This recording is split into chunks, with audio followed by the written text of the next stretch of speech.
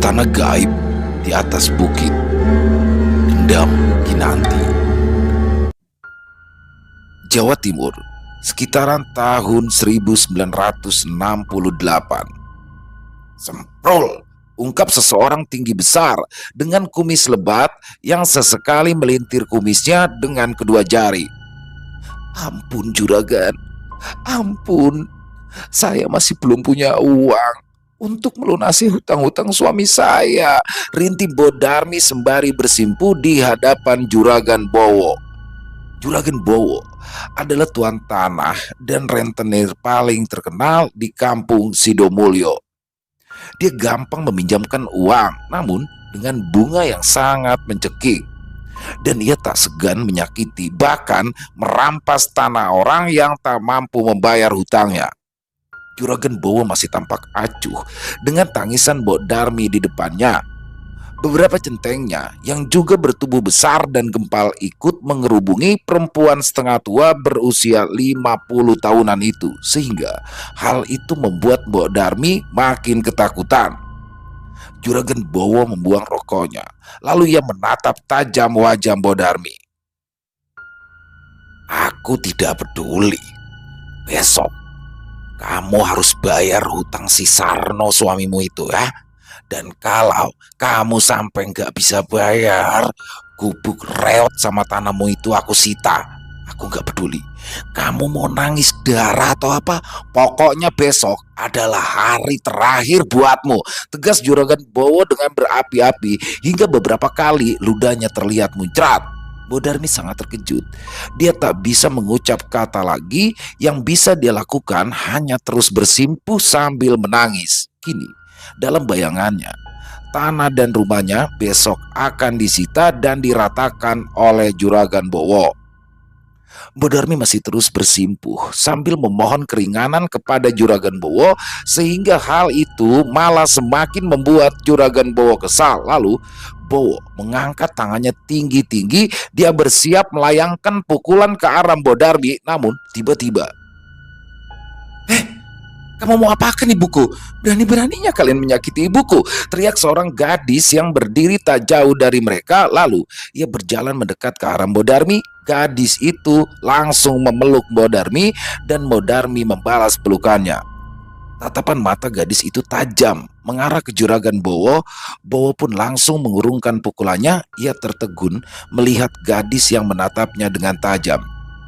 Meskipun Bowo dibentak oleh gadis itu, namun Bowo tak nampak marah. Justru dia kini terpaku dengan kecantikan si gadis yang menatapnya dengan tatapan tajam. Kue sopan tuh? Cantik sekali, tanya Bowo sambil mendekat ke wajah si gadis.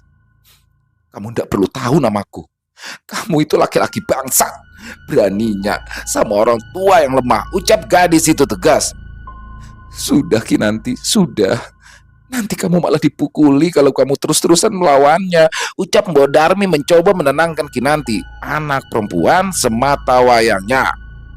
Oh, namamu Kinanti. Wah, nama yang cantik, secantik orangnya. Rayu Juragan Bowo sambil jarinya menyentuh dagu Kinanti. Jangan pegang aku, pergi Kinanti sembari tangannya mencoba menangkis tangan Bowo. Ojo galak-galak. Kalau kamu galak begitu, kamu itu kelihatan tambah cantik loh. Rayu Bowo lagi yang disambut gelak tawa para centeknya. Kinanti nampak kesal. Ia terus menatap tajam tanpa berucap kata. Kemudian Juragan Bowo terdiam sejenak seolah seperti sedang memikirkan sesuatu. Ya. Setelah aku pikir-pikir, begini saja Bodarmi, aku akan memberikanmu kesempatan. Jadi begini, sebentar lagi ini aku kan mau maju jadi lurah. Dan kamu tahu, kalau aku ini kan seorang duda. Masa nanti kalau aku jadi lurah tidak ada ibu lurahnya, ya kan tidak enak. Jadi aku bisa anggap hutang kamu semuanya lunas, tapi dengan syarat Kinanti mau menikah denganku. Piye? Enak tuh urusan sama aku? Ucap Bowo mencoba memberikan penawaran. Rasudi, Rasudi aku nikah karo dapuranmu. Dasar pria bejat, saut Kinanti tegas. Tiba-tiba beberapa centeng Bowo langsung tersulut emosi ingin memukul Kinanti. Tapi di sini Bowo langsung mencegahnya. Bowo mendekat dan menarik tangan Kinanti. Lalu dia mengajaknya agak menjauh dari Bodarmi. Sini, sini, sini, sini. Kamu ikut aku sebentar, ucap Bowo sambil menarik tangan Kinanti. Lepaskan. Mau apa kamu? Saut Kinanti. Dengarkan aku. Kamu itu boleh menolak menjadi istriku. Tapi apa kamu udah kasihan sama mbokmu itu? Dia itu gak bakalan mampu bayar utang. Dan kalau memang gak bisa bayar, besok akan aku sita tanahmu dan rumahmu aku bongkar. Ngerti? Jadi bagaimana? Masih mau nolak? Atau begini, biar sama-sama enak. Kamu cukup tidur semalam denganku, dan setelah itu seluruh hutang bapakmu lunas. Gimana? Kamu tidak bakalan bisa melawanku, ndek. Lagian sertifikat tanahmu itu ada di tanganku, karena bapakmu itu telah menggadaikan sertifikat itu padaku. Ayo, coba kamu pikir-pikir lagi, ucap Bowo sambil tertawa licik. Kinanti sangat kesal dengan ucapan Bowo. Ingin sekali ia menonjok wajah pria itu. Sekilas Kinanti melirik ke arah ibunya yang tampak bersedih sambil bersimpu di tanah. Kinanti sangat kesal bercampur sedih. Di satu sisi dia sangat jijik terhadap Bowo, di sisi lain ia juga merasa kasihan dengan ibunya. Kinanti kebingungan. Wajahnya nampak sedih. Kini dia berada di posisi yang sangat sulit. Ayo, gimana? Lihat ibumu yang sudah tua itu. Apa kamu gak kasihan? Kamu itu anak satu-satunya. Ya harus siap berbakti sama orang tua. Hanya tidur semalam saja dan semuanya beres. Setelah itu aku tidak akan mengganggu hidupmu lagi. Rayu Bowo lagi. Kinanti masih terdiam. Dia sangat geram. Dia merasa dipermainkan oleh Bowo, namun di sisi lain dia tidak tega melihat ibunya menderita.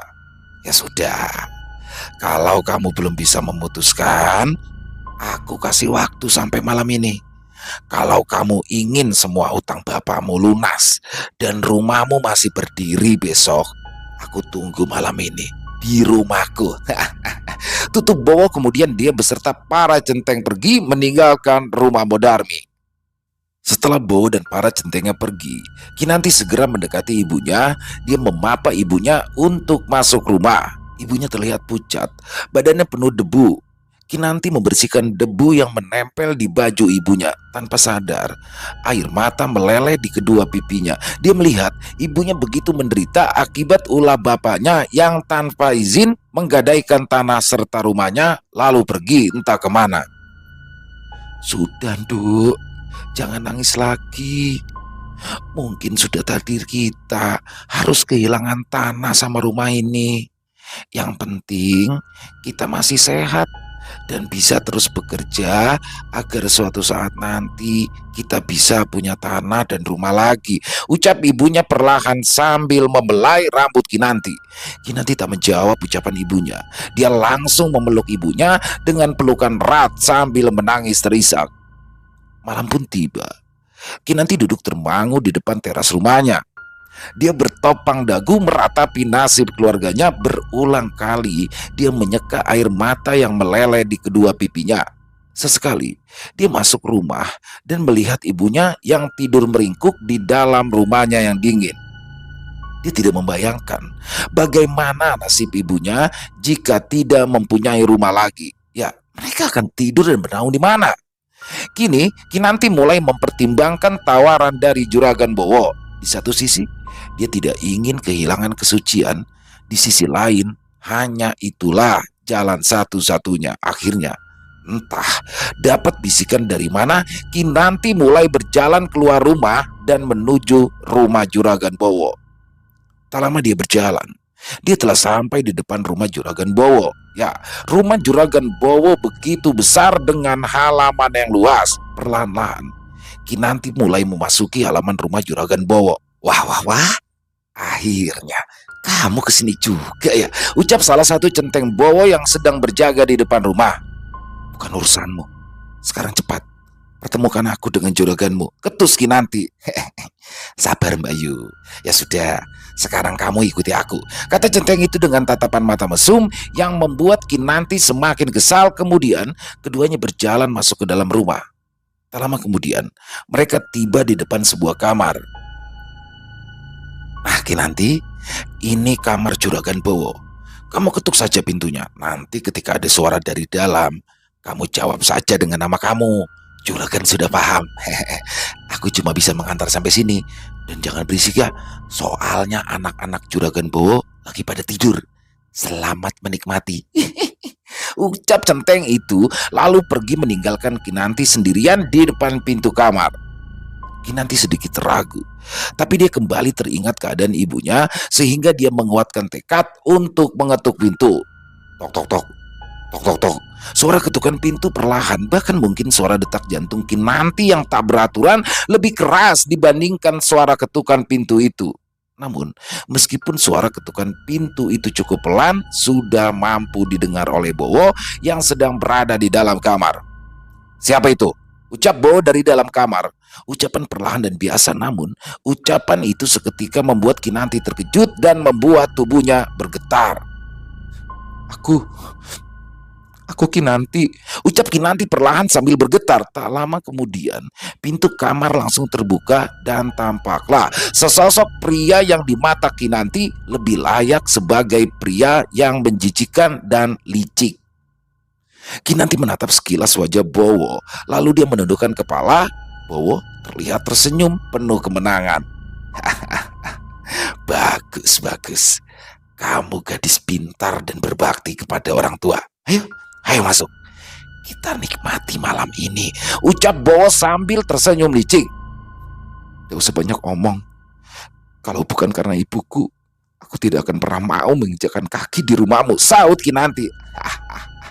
Terserah apa katamu, yang penting malam ini kamu milikku. Ucap Bowo lagi sambil terkekeh. Tak lama kemudian, Bowo menarik tangan Kinanti. Kinanti sedikit terkejut, namun dia tak mampu melawan tarikan Bowo yang begitu kuat hingga akhirnya Kinanti masuk ke dalam kamar dan pintu kamar itu pun tertutup. Beberapa jam kemudian, Kinanti tampak keluar dari rumah Bowo. Wajahnya sedih dan matanya sembab. Dia merasakan sakit yang luar biasa di tubuhnya dan terlebih di hatinya. Sepanjang perjalanan pulang, dia masih teringat tentang apa yang terjadi beberapa jam lalu di rumah Bowo. Kini, kesuciannya telah terenggut oleh pria yang sangat dia benci. Namun, dia mencoba untuk tegar karena semua ini dia lakukan demi sang ibu. Tiba di rumah, Kinanti pun langsung merebahkan badan di kamarnya. Dia mencoba untuk terlelap. Meskipun dia mulai memejamkan mata, bayangan mengerikan wajah Bowo hadir dalam pikirannya. Dan setelah berusaha sekuat tenaga, akhirnya dia bisa terlelap. Pagi tiba. Kinanti bangun pagi-pagi untuk membantu ibunya berjualan kue dan gorengan di pasar. Sedari pagi buta, Kinanti mulai menyiapkan makanan, meskipun sambil menahan perih dan sakit di organ sensitifnya.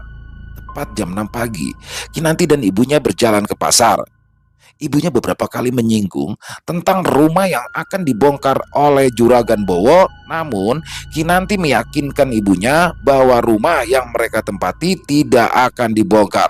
Meskipun Kinanti jelas tidak akan bercerita bahwa dia telah memberikan kehormatannya kepada Juragan Bowo, karena hal itu akan lebih membuat ibunya sakit hati.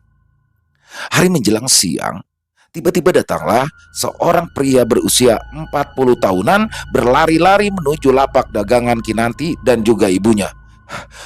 Bo Darmi, gawat, gawat, rumahmu, ucap pria itu sambil terbata-bata dan ternganga.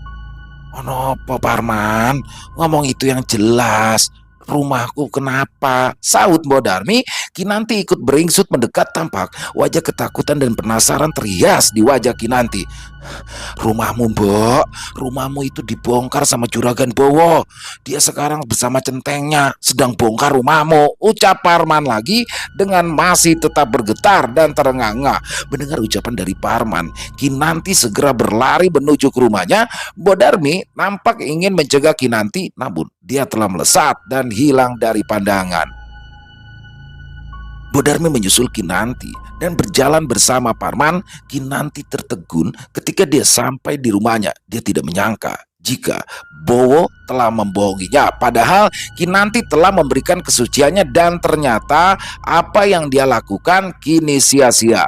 Kinanti melihat di depan matanya para centeng Juragan Bowo sedang menurunkan genteng, mencopot dindingnya yang hanya terbuat dari anyaman bambu, dan seluruh perabotan dari dalam rumahnya dilemparkan ke tengah halaman rumah. Kinanti dengan penuh kemarahan mencari Juragan Bowo, matanya menatap dengan tajam mencari pria brengsek yang sudah menipunya. Dia menemukan Juragan Bowo sedang duduk santai sambil merokok di bawah pohon. Dengan penuh kemarahan, Kinanti bergegas menghampiri Bowo. Brengsek, dasar pembohong. Aku sudah memberikan apa yang kamu mau, dan kamu masih membongkar rumahku. Dasar pria bejat, ungkap Kinanti. Bowo tampak tak peduli. Dia masih dengan santai merokok sambil menatap anak buahnya yang sedang membongkar rumah Kinanti. Kamu budek ya? Umpat Kinanti lagi yang terlihat sangat marah dengan tingkah Bowo. Bowo menghisap rokoknya sekali lagi, lalu menghembuskan asap rokok itu di depan wajah Kinanti. Hah? Kamu yang budek, Dok. Aku itu kan sudah bilang, kalau kamu mau nikah denganku, hutang bapakmu lunas. Tapi kalau nggak mau, kamu milih tidur semalam denganku. Ya bener, hutang bapakmu lunas, tapi hutang pokoknya saja, bunganya belum. Dan kamu tahu, bunganya itu sangat besar, melebihi pokoknya. Ucapnya sambil terkekeh. Kinanti tak bisa berkata-kata lagi. Dia jatuh, terduduk dan lemas kala mendengar ucapan Bowo. Bowo dan anak buahnya masih terus tertawa terbahak-bahak. Tak lama kemudian Bodarmi datang dengan Parman. Bodarmi langsung memeluk Kinanti. Bodarmi langsung ikut menangis melihat Kinanti yang tertegun lemas di hadapan Juragan Bowo. Bodarmi, kamu itu beruntung, punya anak yang baik. Kamu tahu, anak perempuanmu itu sudah rela memberikan kesuciannya untuk melunasi hutang-hutang suamimu. Tapi sayang, pengorbanannya itu tidak cukup karena hutang suami itu sangat besar jika ditambah dengan bunganya. Dan kamu tahu, itulah pelajaran bagi orang miskin yang sombong, yang sudah berani menolak untuk menjadi istriku. Sekarang kalian rasakan. Ucap Bowo sambil terbahak-bahak. Bodarmi terkejut kala mendengar ucapan Bowo. Kemudian dia menangis terisak. Bodarmi memeluk dan mengusap-ngusap punggung Kinanti. Kinanti masih tampak terdiam, pandangan matanya kosong, dan dia terlihat tidak bisa berekspresi lagi. Siang itu mereka berdua meninggalkan halaman rumahnya dengan gontai. Kini mereka tak tahu tempat manakah yang akan mereka tuju. Pada awalnya Parman menawarkan tinggal di rumahnya, namun istri Parman menolak karena Kinanti telah dicap sebagai gadis yang buruk. Karena Juragan Bowo ternyata telah menyebarkan fitnah bahwa Kinanti adalah seorang pelacur. Bahkan banyak warga yang terhasut fitnah dari Bowo lalu mengusir Kinanti dari kampung tersebut. Kinanti dan ibunya kini tinggal di hutan. Mereka menempati sebuah pondok kayu tua yang biasa untuk tinggal sementara para penebang kayu. Hutan itu sangat gelap dan juga menyeramkan. Hampir tak ada satupun warga yang berani masuk hutan ketika malam tiba. Apalagi di hutan itu ada satu bukit yang dikeramatkan oleh para warga yang tak jauh dari pondok tempat tinggal Kinanti. Malam itu Kinanti merenung di depan pondok tua tersebut. Ia merenungi nasibnya yang begitu malang. Beberapa kali dia terlihat meneteskan air mata. Tak lama kemudian, Kinanti mendengar suara ibunya yang terbatuk-batuk dari dalam pondok. Kinanti segera menghapus air matanya dan masuk ke dalam pondok. Dia melihat ibunya menggigil kedinginan dan terbatuk-batuk. Kinanti segera mendekati ibunya. Lalu dia menempelkan telapak tangan di kening ibunya. Ya Allah, ibu panas sekali, ucap Kinanti dengan penuh kekhawatiran. Kinanti panik. Dia takut jika penyakit ibunya semakin parah, apalagi kini mereka berdua tinggal jauh dari pemukiman penduduk. Kinanti pun harus mencari obat atau seseorang yang bisa menyembuhkan ibunya. Aku harus bisa membawa ibu ke kampung. Kalau tidak ibu bisa semakin parah, gumam Kinanti dalam hati. Tak lama kemudian, dia menggendong ibunya untuk pergi ke kampung dan mencari obat atau mantri. Susah payah Kinanti menggendong ibunya. Dia mengikat badan ibunya dengan jarik ke tubuhnya agar tidak lepas. Kinanti berjalan menyusuri hutan di malam hari yang dingin dan gelap. Hanya cahaya temaram dari bulan yang meneranginya. Nafasnya terengah-engah. Kakinya beberapa kali menginjak duri atau ranting tajam. Tapi dia tidak peduli. Meskipun telapak kakinya bercucuran darah, yang ia harapkan hanyalah kesembuhan untuk ibunya. Setelah beberapa lama berjalan, dia hampir sampai di kampungnya. Kini dia mulai berjalan menyusuri jalan berbatu menuju ke arah kampung. Tak lama kemudian, kilat dan suara petir bersahutan. Jangan hujan, aku mohon jangan hujan, gumam Kinanti. Namun keinginan Kinanti tak dikabulkan oleh Tuhan. Tak lama berselang, hujan pun turun dengan lebat. Kinanti dan ibunya kehujanan, seluruh baju dan tubuhnya basah kuyup. Kinanti juga merasakan perih di telapak kakinya karena lukanya terkena air hujan. Setelah berjuang dengan sekuat tenaga, kini dia telah sampai di depan klinik kecil di kampung itu. Dengan masih menggendong ibunya, Kinanti mengetuk pintu. Pak, Pak Mantri, buka Pak. Ibu saya sakit parah Pak. Buka pintunya Pak. Teriak Kinanti sambil mengetuk pintu berulang-ulang. Namun tak terdengar jawaban dari dalam rumah. Pak, tolong Pak Mantri, selamatkan ibu saya Pak. Tolong, rintih Kinanti sambil terus menangis. Hujan yang begitu deras disertai petir mungkin membuat suaranya tak terdengar dari dalam rumah. Tak lama kemudian, terdengar pintu dibuka. Pintu hanya dibuka sedikit dan melongoklah seorang wanita parubaya. Wanita itu hanya mengeluarkan sedikit kepala dari balik pintu. Bapak sudah tidur. Dia itu lelah seharian bekerja. Besok aja kamu kesini lagi, ucap suara wanita tersebut, lalu membanting pintu dan menguncinya. Kinanti langsung mendekat ke arah pintu dan kembali mengetuk pintu. Dia merintih, menangis dan memohon di depan pintu itu. Namun semuanya percuma, suaranya tak dipedulikan oleh si pemilik rumah. Kinanti sampai berlutut dan menangis di depan pintu. Hatinya hancur penuh kesedihan. Kemudian dia mendekat ke arah ibunya yang terbaring di teras rumah Pak Mantri. Kinanti memeluk ibunya. Dia merasakan tubuh ibunya begitu dingin dan nafasnya lemah. Dok, sudah ya, tidak usah menangis lagi. Mungkin sudah takdirnya seperti ini. Ibu tahu kamu memang sembrono dan terkadang bodoh. Tapi kamu tetap anak yang baik dan berbakti. Ibu merasakan ajal ibu akan datang. Ibu harap kamu jaga diri dengan baik ya. Jangan nekat dan melakukan hal bodoh lagi. Kamu harus tetap hidup menjadi gadis yang baik dan menghormati orang lain, Dok. Tetaplah hidup. Jangan menyerah. Ibu yakin kamu akan menjadi wanita yang kuat dan tegar, ucap ibunya yang diiringi isak tangis Kinanti. Kinanti tak bisa berkata lagi.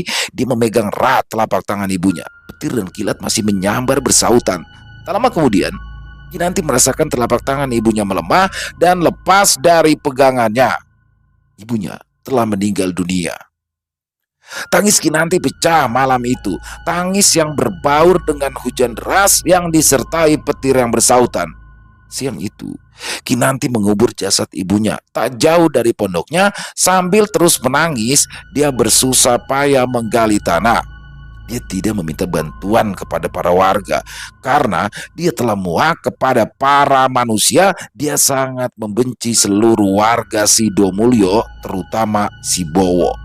Sebagian dari hatinya mengatakan, suatu saat Dia ingin membalas kejahatan Juragan Bowo.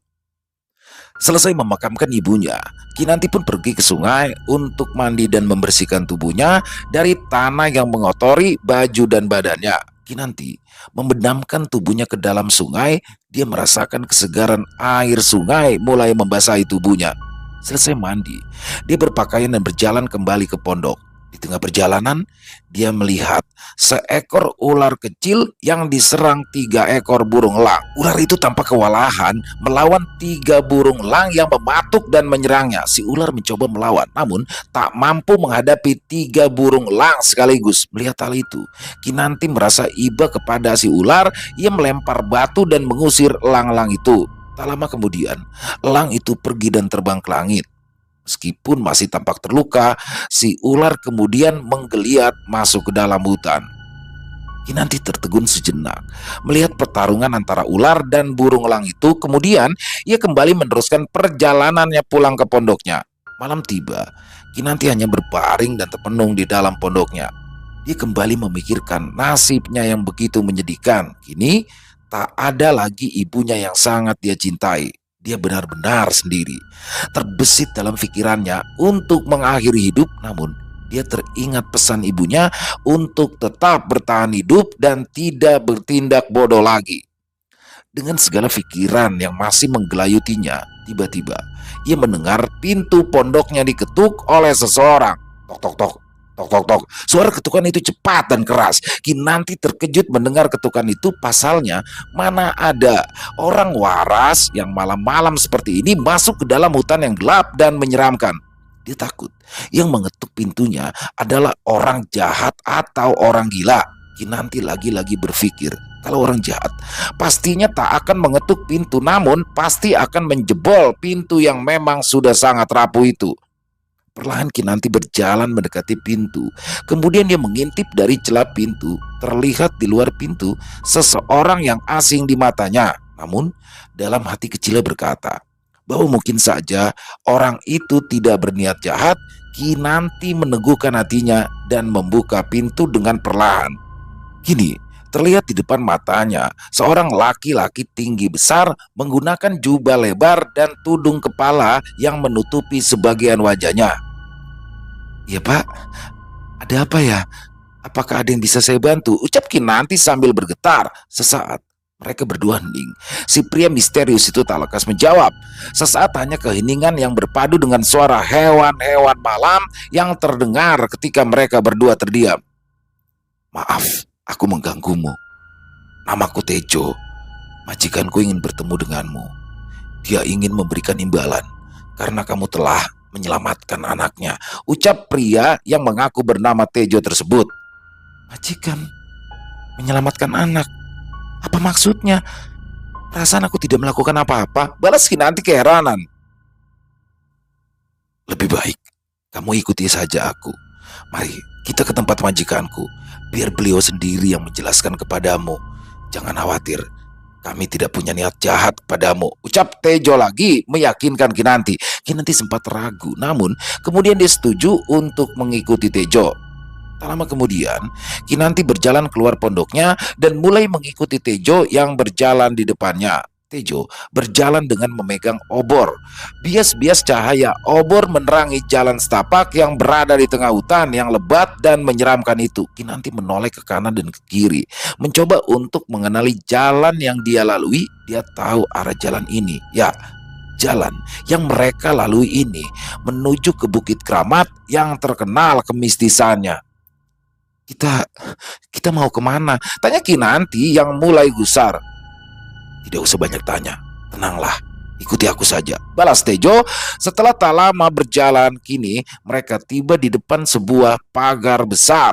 Pagar itu berwarna hitam dengan beberapa obor yang disangkutkan di depan pagar. Kemudian Tejo membuka pagar itu lalu mengajak Kinanti masuk.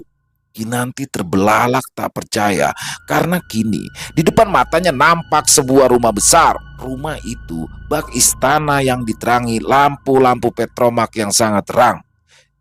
Ini rumah siapa? Bagaimana mungkin ada rumah sebesar dan semewah ini di tengah hutan?" tanya Kinanti keheranan. "Ini rumah majikanku, Nyai Tunggal Dewi. Dia adalah penguasa hutan ini. Dialah makhluk terkuat yang bisa memberikanmu apapun yang kamu minta. Ucap Tejo menjelaskan. Kemudian Tejo mengajak Kinanti masuk rumah besar itu.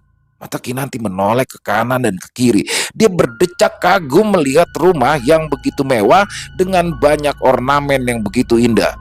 Tak lama kemudian, Kinanti telah sampai di sebuah singgasana. Banyak orang yang berdiri di samping kiri dan kanan singgasana itu, dan di atas singgasana itu tampak seorang perempuan cantik dengan baju kerajaan berwarna hijau muda duduk di atas sebuah kursi yang mewah. Wajahnya sangat cantik. Kulitnya putih mulus dan memancarkan aura yang sangat anggun dan bijaksana. Tejo terlihat berlutut di hadapan wanita itu. Sedangkan Kinanti masih tampak bingung dan masih menatap ke kanan dan kiri mengamati orang-orang yang berdiri yang memang tampak sedikit aneh, bahkan menyeramkan. Ada manusia berkepala babi, ada juga manusia berkepala kambing dengan memanggul gada yang sangat besar. Kinanti ketakutan. Keringat dingin mulai membasahi tubuhnya. Seluruh tubuhnya bergetar, bahkan lututnya mulai melemas. Mengetahui Kinanti ketakutan, si wanita yang duduk di singgasana tersenyum kepadanya. "Duk, kamu tidak perlu takut. Aku dan para anak buahku tidak akan menyakitimu. Perkenalkan, namaku Nyai Tunggadewi. Aku adalah penguasa gaib di hutan ini.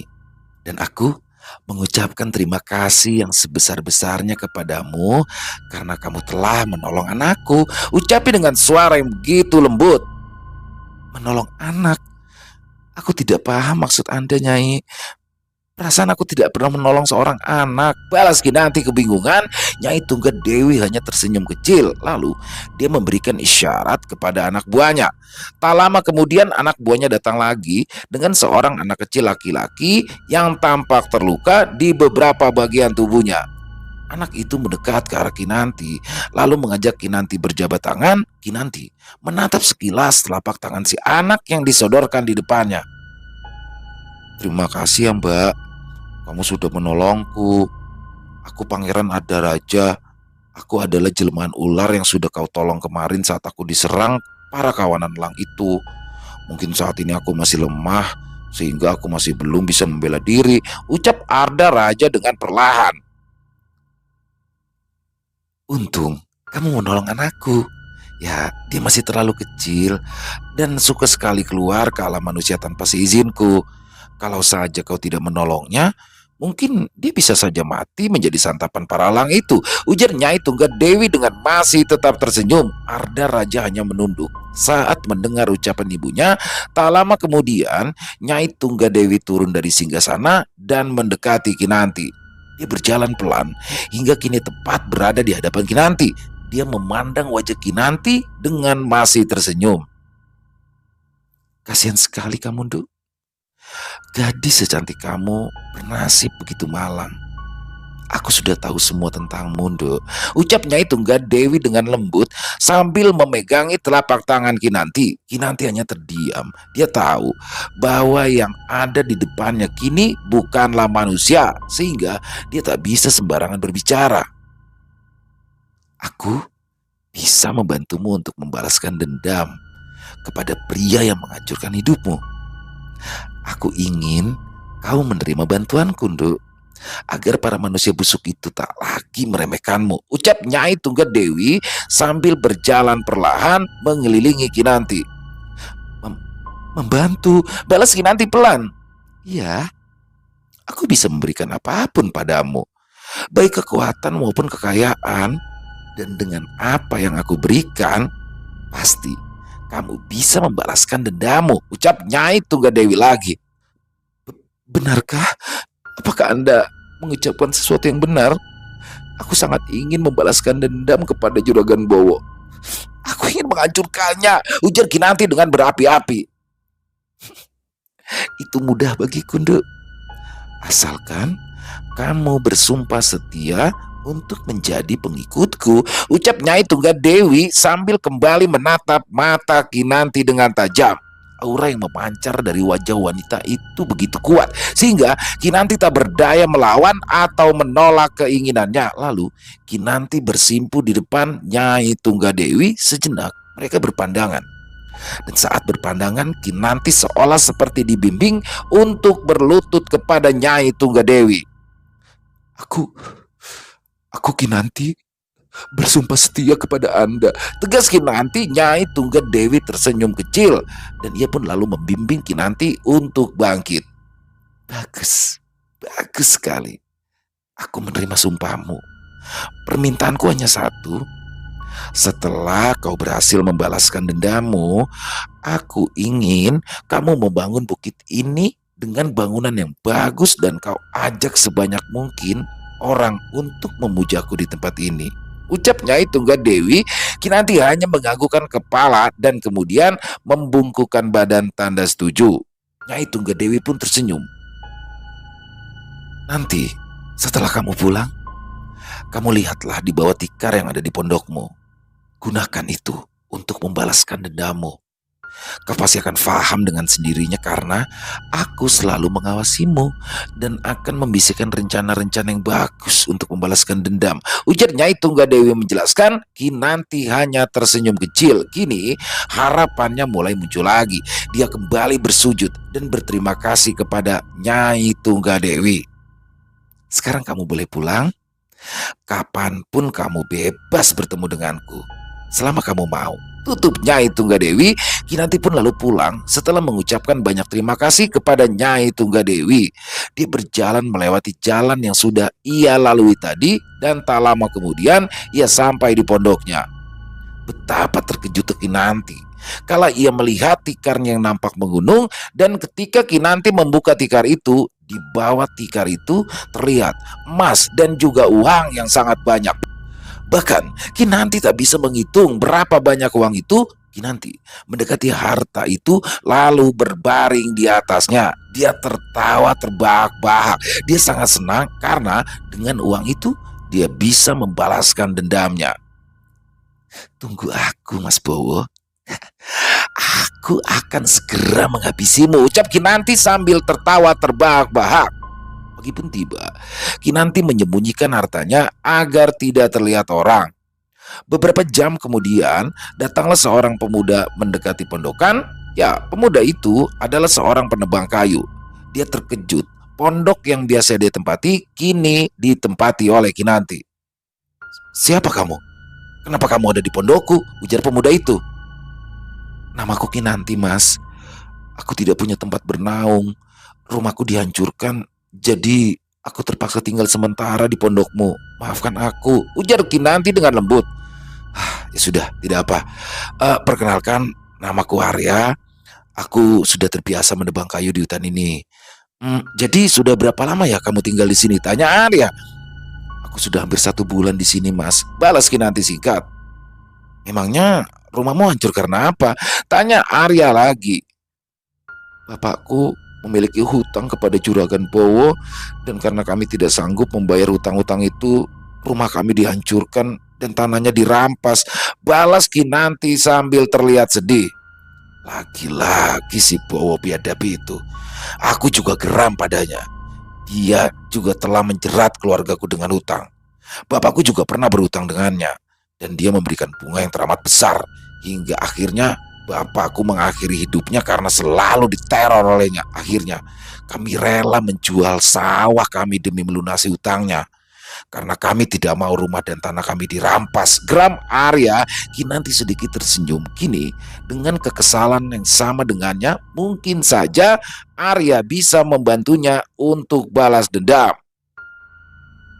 Mas, apakah kamu mau membantuku untuk membalaskan dendam kepada Bowo? Ajak Kinanti. Hah? Balas dendam? Kau gila. Apa kamu tidak melihat tentengnya sangat kuat? Dia bisa saja membunuh kita dengan mudah, balas Arya. Tapi tenang saja. Aku punya senjata yang bisa menaklukkan manusia. Hah? Apa itu? Balas Arya tak percaya. Lalu Kinanti menarik tangan Arya dan langsung menunjukkan tumpukan harta di dalam pondoknya. Arya tertegun kala melihat harta sebanyak itu. Bagaimana kau bisa memiliki harta sebanyak itu? Ucap Arya sambil gemetar. Itu tidak penting. Yang penting, kamu setuju membantuku untuk membalaskan dendam kepada Bowo. Bagaimana? Tanya Kinanti. Ya, ya. Kalaupun aku setuju, bagaimana caranya uang bisa mengalahkan Bowo? Aku masih tidak paham. Balas Arya kebingungan. Gampang. Jadi sekarang dengarkan aku. Ucap Kinanti sembari beringisut dan mendekat ke Arya. Lalu Kinanti menjelaskan rencananya.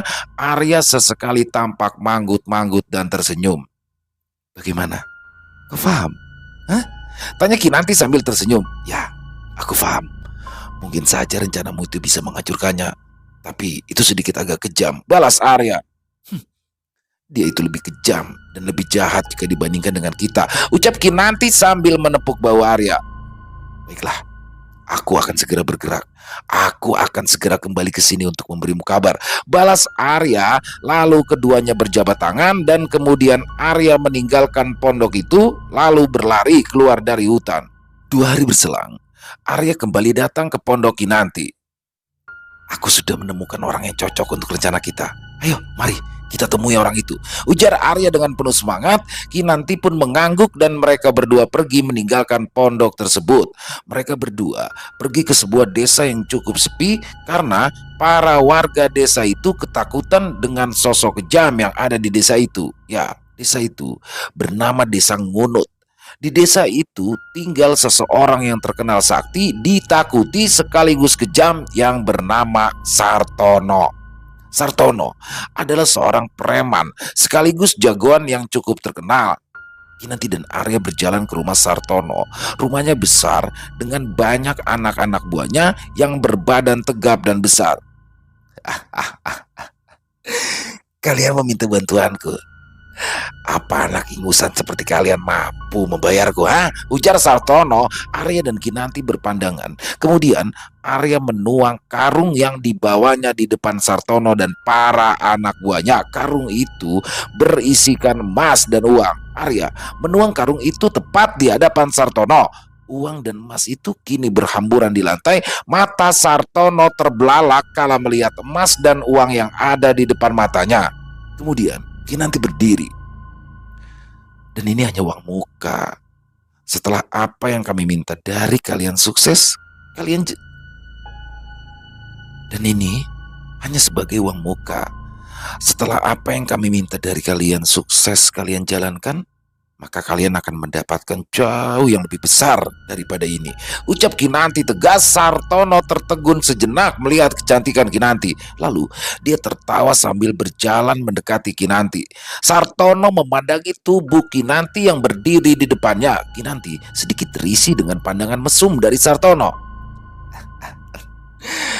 Duk, kamu mau bayar berapapun, aku jelas menolak permintaanmu. Karena kamu tahu sendiri, yang akan kita hadapi ini bukan orang yang sembarangan. Kecuali... Sartono tak melanjutkan ucapannya. Kecuali apa? Saut Kinanti cepat sambil menatap mata Sartono. Ya, kecuali...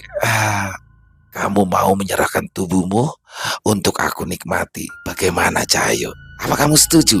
Tawar Sartono sambil terkekeh. Kinanti sedikit geram. Lagi dan lagi, para laki-laki menjijikan ini hanya memandangnya sebagai objek pemuas nafsu birahi.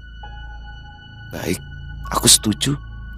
Tapi aku akan memberikan tubuhku saat kau sudah berhasil dengan tugasmu. Lagi pula saat ini aku sedang berhalangan, jadi kau harus bersabar. Ujar Kinanti merayu sambil mengelus dada Sartono dengan ujung jarinya. Bagus, kau cerdas. Aku sudah tidak sabar menikmatinya. Baik, aku akan menjalankan tugas ini. Tapi kalau kau berani ingkar janji, aku akan mencapik-capik tubuhmu yang mulus itu. Tegas Sartono memberikan peringatan. Kinanti menatap Arya sekilas dan keduanya tersenyum dengan penuh kemenangan. Seminggu lagi adalah hari pemilihan kepala desa Sidomulyo dengan Bowo menjadi calon tunggal melawan kota kosong. Karena tak ada satu orang pun yang berani menjadi pesaingnya. Ya, Bowo sangat percaya diri akan menjadi lurah di desa Sidomulyo. Bahkan dia sudah menggelar acara di rumahnya, mulai dari acara tarian, wayang, dan lain sebagainya. Karena dia sangat yakin jika dia akan menang. Tepat di hari pemilihan, Bowo dengan sombongnya datang ke kantor kelurahan untuk memantau proses pencoblosan. Dia berteriak kepada banyak orang yang hadir. Para hadirin, tolong nanti salah satu dari kalian coblos kotak kosong ya, biar dia dapat suara. Kasihan kalau cuma nol. Teriaknya dengan pongah. Tiba saatnya perhitungan suara. Total pemilih saat itu ada 800 orang. 100 surat suara telah dihitung, kotak kosong sementara unggul 70 berbanding 30. Kemudian saat mencapai 400 surat suara, kotak kosong masih tetap unggul 280 berbanding 120. Bowo mulai panik. Wajahnya memerah menahan marah dan malu, dan hasil akhirnya adalah 567 untuk kotak kosong berbanding 230 untuk Bowo. Dengan 3 surat suara dinyatakan rusak, Bowo marah besar. Dia merasa dipermalukan, dia mengamuk dan menendang meja yang ada di depannya hingga hancur berantakan. Tampak dari luar kantor desa itu, Sartono tertawa kecil melihat Bowo kalah dan mengamuk. Di kediaman Sartono, Kinanti, Arya tertawa terbahak-bahak mengetahui kekalahan dari Bowo. Satu rencana selesai, tinggal satu lagi. Dan aku akan bisa menikmati tubuhmu, ucap Sartono mencoba mengingatkan Kinanti. Tenang saja, aku tidak akan pernah ingkar janji, balas Kinanti. Bowo sangat marah, emosinya meledak karena dia sangat malu kalah melawan kotak kosong. Dia memerintahkan para anak buahnya untuk mencari informasi kenapa dia bisa kalah. Tak lama kemudian, salah satu anak buahnya datang menghadap. Lapor juragan, setelah saya gali informasi, ternyata 3 hari sebelum pemilihan, para warga diancam dan disogok dengan banyak uang oleh anak buah dari Sartono, preman dari kampung Unut. Mereka disuruh untuk memilih kotak kosong, dan uang yang diberikan lumayan, sehingga para warga akhirnya menuruti mereka. Lapor anak buah Bowo. Bajingan, semprul, berani-beraninya Sartono mengusikku. Hei, kalian semua bersiap. Kita akan menyerang dengan kekuatan penuh ke markas Sartono brengsek itu. Siapkan senjata kalian, kita akan perang. Dan kita akan mandi malam ini dengan darah mereka, teriak Bowo penuh emosi seolah mengetahui rencana juragan Bowo. Sartono pun bersiap malam itu. Dia duduk di depan rumahnya sambil mengelap pedangnya yang tampak mengkilap. Terlihat para anak buahnya berdiri di belakangnya dengan menenteng parang dan senjata tajam lainnya. Aku tidak menyangka gara-gara bocah ingusan itu kita harus berkeringat malam ini. Tapi tenang saja, memang sudah lama pedang ini tidak meminum darah. Jadi malam ini kita jadikan halaman rumahku banjir darah. Darah Bowo dan anak buahnya, teriak Sartono yang diiringi sautan anak buahnya yang nampak riuh. Angin dingin berembus malam itu. Langit mendung membuat malam yang gelap semakin pekat. Suara petir bersautan dan kilat tampak menghiasi langit. Sartono dan anak buahnya sudah bersiap di halaman luas di depan rumahnya. Tangan-tangan mereka memegang rat parang dan senjata tajam lainnya. Tak lama kemudian, suara derap langkah orang-orang yang berjalan bersama-sama terdengar semakin keras dan mulai mendekat ke arah rumah Sartono. Rumah Sartono memang terdapat halaman yang luas sehingga sangat sempurna untuk menggelar pertempuran. Kini dalam remang malam terlihat Bowo dan anak buahnya mulai memasuki halaman rumah Sartono. Bowo berjalan paling depan dengan memanggul pedang besar, disusul anak buahnya yang berdiri di belakangnya. Sejurus kemudian, mereka telah saling berhadap-hadapan, masing-masing dari kedua kubu berjumlah puluhan orang. Beberapa kali kilat tampak menerangi mereka yang telah berdiri penuh kekuatan dan juga kemarahan. Brengsek kamu Sartono, aku tidak pernah ngusikmu ya. Tapi kenapa kamu berani-berani bermain api denganku? Umpat Bowo dengan tegas. Kini raut mukanya tampak serius dan mengerikan. Bowo, aku ini preman yang hanya menjalankan tugas, wo. Ya, asal ada yang berani bayar mahal, aku pasti akan bekerja.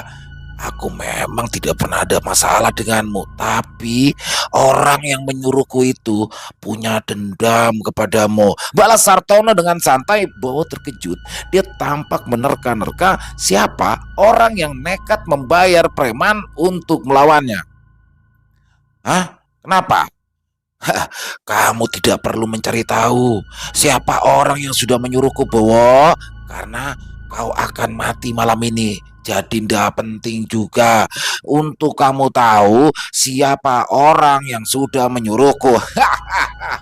Ucap Sartono sambil tertawa. Ucapan Sartono membuat Bowo semakin marah. Kemudian dia dan puluhan anak buahnya semakin merangsek ke depan. Kini jarak kedua kubu sudah sangat dekat. Tak lama kemudian hujan turun dari langit dengan lebat, membuat mereka semua basah kuyup. Hujan yang begitu deras tidak menyurutkan keduanya untuk tetap bertempur. Alah, sudah, jangan banyak ngomong Sartono. Kita buktikan siapa yang paling tangguh dan kita lihat siapa yang mati bersimbah darah, teriak Bowo. Kemudian Bowo melesat, mencoba menghujamkan pedangnya ke arah Sartono.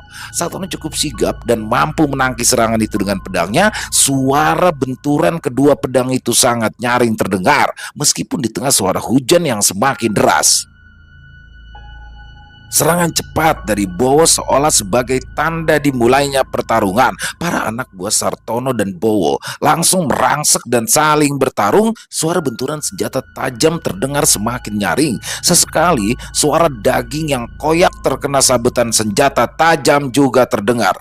Air hujan yang jatuh ke tanah tampak memerah bercampur darah-darah yang bermuncratan dari kedua belah pihak yang terluka ataupun tewas. Dua orang pemimpin dari kedua belah pihak, Sartono dan Juragan Bowo, masih berhadapan. Keduanya bertarung dengan sengit. Bowo mengayunkan pedang besarnya ke arah Sartono, namun Sartono masih dengan lincah menghindar. Sartono menyerang balik dengan sabetan cepat dan berhasil menggores pipi Bowo.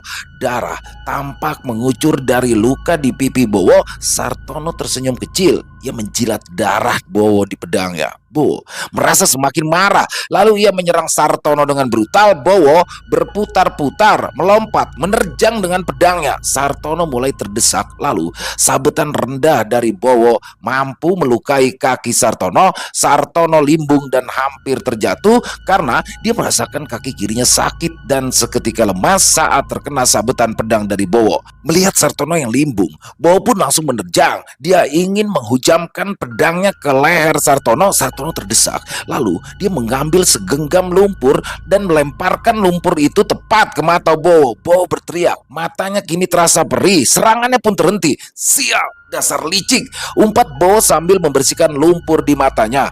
Melihat Bowo lengah, Sartono pun langsung menebas kaki Bowo. Bowo limbung dan jatuh berlutut saat kakinya tertebas oleh Sartono. Ah!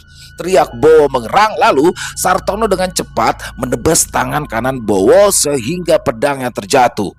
Melihat pimpinannya terdesak dan hampir kalah, anak buah Bowo mulai kehilangan semangat bertarung. Sebaliknya, anak buah Sartono menjadi lebih bersemangat lagi ketika melihat Sartono hampir menang. Tak lama kemudian, anak buah Bowo satu persatu mulai bertumbangan. Ada yang mati, ada juga yang terluka parah. Bowo terengah-engah sambil menatap mata Sartono dengan tajam. Dia tahu ajalnya sudah dekat, sehingga Bowo tampak pasrah. Tanpa basa-basi, Sartono bersiap mengayunkan pedangnya untuk menebas leher Bowo. Tunggu! Teriak Kinanti dari kejauhan. Seketika seluruh pertarungan berhenti. Semua orang terdiam dan pandangan mereka mengarah ke arah Kinanti. Hujan deras masih turun membasahi bumi. Kinanti berjalan melewati para mayat-mayat yang bergelimpangan hingga akhirnya dia sampai di dekat Sartono. Kinanti menatap tajam mata Bowo. Rambutnya tampak basah dengan sebagian menutupi matanya. Namun mata Kinanti masih terlihat tajam penuh amarah. Kau ingat aku? Hah? Ujar Kinanti sambil wajahnya mendekat ke wajah Bowo. Dasar pelacur, ternyata kau dalang dari semua ini. Aku tak menyangka pertarungan ini terjadi karena bocah ingusan sepertimu, umpat Bowo. Kinanti makin geram kala mendengar ucapan dari Bowo. Silakan, Silahkan kamu berkata sepuasmu, Bowo, selagi nyawamu masih tersimpan. Yang jelas, malam ini dendamku akan terbalas dan aku akan mengirimmu ke neraka. Ketus Kinanti kemudian Kinanti meraih pedang yang ada di genggaman Sartono. Dia mengangkat pedang itu tinggi-tinggi. Dia menatap mata Bowo yang sudah tampak pasrah. Sekilas Kinanti membayangkan bagaimana jahatnya Bowo terhadap dia dan juga keluarganya. Lalu dia menghujamkan pedang itu tepat di ubun-ubun Bowo. Darah langsung muncrat ke wajah Kinanti. Kinanti terus-menerus menghujamkan pedangnya ke kepala Bowo. Mati kowe, mati, ucap Kinanti sambil terus membacok Bowo. Bowo tumbang bersimbah darah. Darah mengalir di tanah bercampur dengan air hujan. Sebagian darah Bowo juga membasahi wajah Kinanti. Namun perlahan darah di wajah Kinanti luntur tersapu air hujan. Sini, kemarikan pedang Kunduk. Kamu itu benar-benar kejam. Padahal membunuh seseorang dengan pedang bukan seperti itu caranya. Yang paling mudah, langsung tebas lehernya. Tapi tidak apa-apa, yang penting kamu puas, ucap Sartono sambil membersihkan pedangnya. Kinanti masih terdiam, terengah-engah. Ia melihat mayat Bowo yang mati secara mengenaskan. Hei, kalian semua, bereskan mayat-mayat ini, buang semuanya ke sungai, perintah Sartono kepada anak buahnya. Tak lama kemudian Arya mendekati Kinanti. Arya kaget kala melihat mayat dari Bowo. Kemudian Arya mengelus pundak Kinanti. Kinanti menangis lalu berbalik badan memeluk Arya. Keduanya berpelukan di tengah hujan yang sangat deras. 2 hari pun berlalu. Kinanti kini harus menepati janjinya pada Sartono. Kinanti, Arya dan beberapa teman Arya datang ke rumah Sartono dengan membawa gerobak yang berisikan makanan, buah-buahan dan juga arak. Sartono, aku datang untuk menepati janjiku. Tapi izinkan aku dan para anak buahku merayakan kemenangan kita. Aku ingin menggelar pesta denganmu, ucap Kinanti. Kemudian Arya dan teman-temannya mengambil arak dan juga makanan yang sudah mereka bawa untuk dihidangkan di depan Sartono dan para anak buahnya. Wah, wah, wah, wah, mantap. Ayo, kalian semua ke sini. Kita nikmati hidangan dari bos kita, Kinanti. Hahaha. Perintah Sartono kepada para anak buahnya. Kemudian Sartono dan anak buahnya dengan lahap memakan makanan dan meminum arak pemberian Kinanti. Mereka sangat gembira dan menikmati hidangan yang lezat itu. Kinanti dan Arya saling berpandangan. Mereka tersenyum kecil. Sesaat kemudian, salah satu anak buah Sartono menjatuhkan gelas yang berisikan arak itu. Dia merasakan lehernya seolah tercekat dan kepalanya pusing tak karuan. Racun! Kita diracun, teriaknya sambil muntah darah. Tak lama kemudian disusul oleh para anak buah lainnya yang juga ikut terjatuh dan muntah darah. Satu persatu dari mereka bertumbangan, termasuk Sartono. Brengsek, brengsek kau Kinanti. Kau menjebakku, ucap Sartono terbata-bata. Dia lalu terjatuh lemas tak berdaya. Itulah balasan bagi orang yang memandangku rendah. Aku tidak akan memberikan tubuhku kepada sampah sepertimu. Arya, habisi mereka, ucap Kinanti yang diakhiri dengan perintah kepada Arya. Arya dan teman-temannya langsung menghunus parang lalu membunuh para preman itu termasuk pimpinan mereka, Sartono. Setelah semua orang dipastikan telah mati, mereka lalu ditumpuk di tengah ruangan. Lalu rumah besar milik Sartono itu pun dibakar. Kinanti berdiri di depan api yang menggeliat. Dia meminta sebatang rokok dan menyulutnya sambil menikmati pemandangan api yang berkobar-kobar. Kinanti tersenyum kala melihat api yang melahap rumah beserta tubuh Sartono dan anak buahnya. Singkat cerita, Kinanti kembali ke desa Sidomulyo.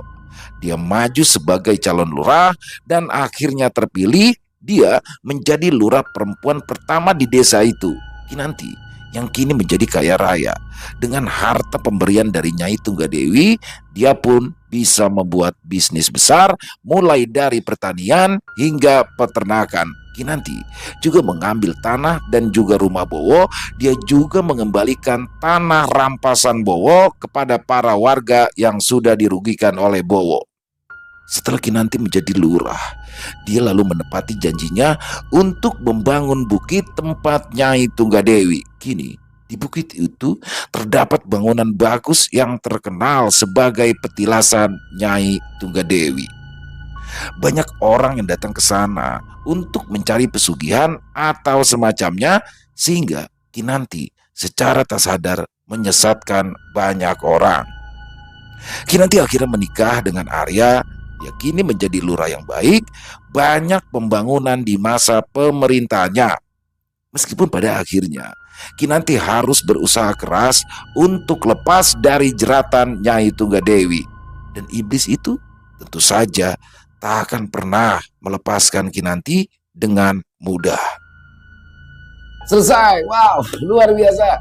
Kisah dari Zaki Aisar, luar biasa kisahnya.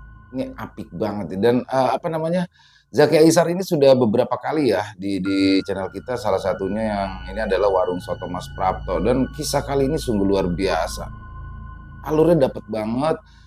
Kayak panjang tapi nggak ngebosenin gitu. Berawal dari seorang keluarga yang kesusahan ya. Seorang ibu dengan anak putrinya yang sudah tertipu oleh Juragan Bowo, berangsur akhirnya menjauh, dia mengungsi ke hutan, lalu ibunya harus meninggal dan berhasil membalaskan dendam dengan cara yang sangat manis ya, terbalaskan dendamnya, aduh. Dan tapi tetap nggak bagus ya, tetap tidak patut dicontoh karena sudah bersekutu dengan setan, dengan iblis yang mana membalaskan dendamnya. Tapi sebenarnya sih poin yang saya dapat, yang bisa kita ambil hikmahnya adalah bagaimana caranya kita menjadikan dendam itu, menjadikan kesalahan masa lalu itu sebagai cambuk untuk masa depan yang lebih baik. Jadi di sini usahanya yang bagus ya dari Kinanti, tapi caranya yang salah. Jadi jadikanlah dendam masa lalu itu sebagai cambuk untuk kita menjadi sukses di masa depan, tapi dengan cara yang baik pastinya. Entah dengan cara apa, tapi cara yang baik. Yang jelas di sini Kinanti sudah hancur ya. Hancur, ditipu sama Juragan Bowo, ya kan, kehilangan ibunya, hartanya habis ya kan, rumah dan tanahnya diambil, dan dia kembali lagi dan menghancurkan Juragan Bowo. Bahkan Sartono si preman yang sudah diperalat akhirnya disikat juga, tapi dengan harga yang cukup mahal. Walaupun setelah itu Kinanti kembali ke desanya dan menjadi lurah dan terpilih dan bisa membangun desanya, tapi ada harga yang harus dibayar di situ. Dia harus menjadi pengabdi dari Nyai Tunggadewi. Overall kisahnya keren banget. Bang Zaki, ditunggu lagi nih kisah-kisah yang model gini nih. Asli seru banget. Hanyut ya, sampai terbawa, hanyut kita di dalamnya. Dan sekali lagi, jadikanlah dendam masa lalu itu untuk menjadi sesuatu yang lebih baik di kemudian hari dengan cara yang baik juga. Jadi cara yang tadi tidak patut dicontoh. Ya itu aja, silakan buat teman-teman mungkin yang punya pendapat lain, punya komentar lain, silakan bisa ditulis di kolom komentar, ataupun hanya sekedar saling menyapa. Insya Allah kami akan membalas satu persatu. Cukup panjang ya kisah malam ini untuk menemani teman-teman semua di malam minggu ini, dan kami juga berterima kasih kepada seluruh teman-teman yang sudah selalu setia mendukung channel kami, yang sudah selalu hadir di setiap harinya. Karena kehadiran teman-temanlah kami selalu bersemangat untuk berkarya di setiap harinya. Dan silakan buat yang suka dengan video barusan bisa diklik tombol like-nya ya, tombol jempolnya. Boleh juga di-share link videonya ke teman-teman yang lain agar juga ikut terhibur. Dan buat teman-teman yang mungkin belum subscribe ya, atau yang sudah lama bergabung ternyata lupa nih belum klik tombol merah subscribe-nya, yuk diklik tombol merah subscribe-nya sama lonceng notifikasinya, jangan lupa diklik juga agar teman-teman bisa selalu mendapatkan notifikasi dari konten-konten yang akan kami upload selanjutnya di setiap malamnya. Untuk channel Ilo Bercerita ini kami upload di setiap jam 9 waktu Indonesia bagian Barat. Dan buat teman-teman mungkin yang punya kisah misteri ya, horor misteri yang diangkat dari pengalaman pribadi, dari kisah nyata, apabila mungkin berkenan untuk dibawakan di channel kami, silakan bisa mengirimkannya ke nomor telepon yang ada di bawah sini. Dan bebas ya, dalam bentuk tulisan boleh, dalam bentuk audio atau voice note boleh, senyamannya teman-teman aja. Dan buat yang sudah mengirimkan cerita, kami ucapkan terima kasih. Buat yang sudah mengirimkan cerita tapi belum dibawakan, harap bersabar karena memang harus melalui proses penggarapan dulu. Dan di akhir kata saya Ilo mengucapkan permohonan maaf apabila dalam pembawaan kisahnya ada kata-kata saya yang salah, ataupun ada kata-kata saya yang mungkin kurang berkenan di hati teman-teman. Saya mohon dibukakan pintu maaf yang seluas-luasnya. Dan Sampai berjumpa lagi di konten-konten kami selanjutnya yang pasti tidak kalah serunya, yang pasti tidak kalah horor, yang masih bersama saya Ilo di channel Ilo Bercerita.